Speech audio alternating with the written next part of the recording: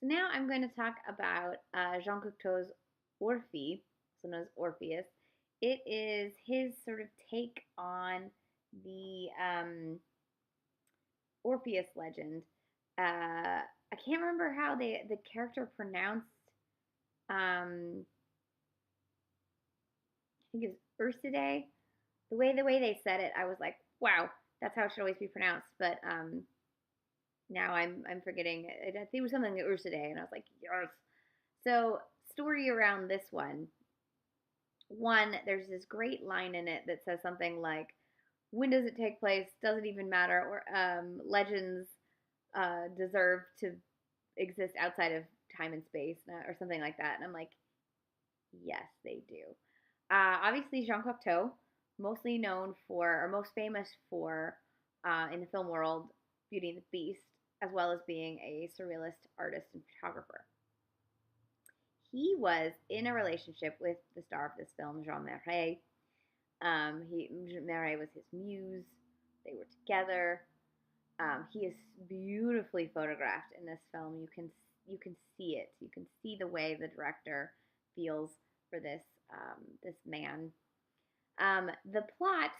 So this is coming before Black Orpheus, where they take the same plot and put it in Brazil. In this one, it's the streets of Paris and it's cafe society, and it's a poet who finds himself caught up in the games of death, and his wife is caught up in the games of death, and he has to follow her to the underworld, the legend, and it's really fascinating.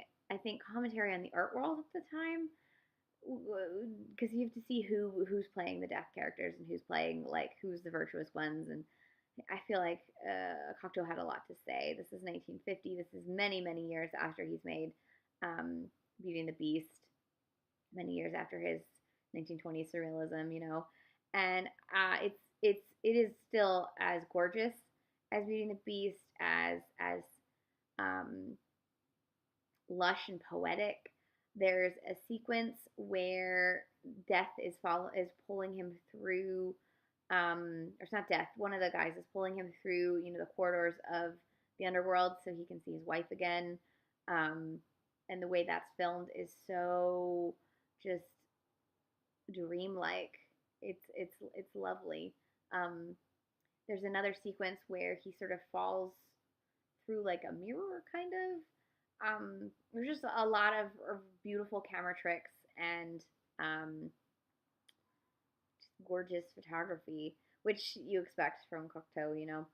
So this is from 1950. You can get it from Criterion. It is on the Criterion channel right now.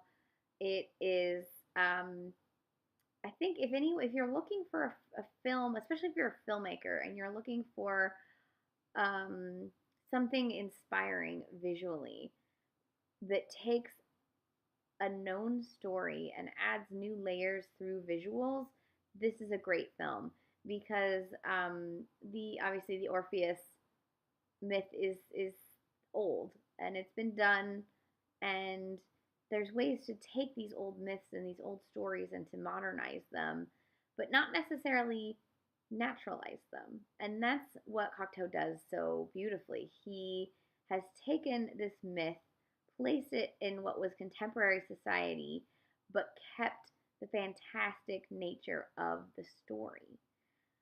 Shouldn't be afraid to do that. I think it's incredibly inspiring and just such a lovely film. So, Orpheus, 1950. You should definitely track it down, watch it. It'll inspire you. It's gorgeous. And if you haven't seen Beauty and the Beast, watch the Cocteau Beauty and the Beast. Utterly amazing.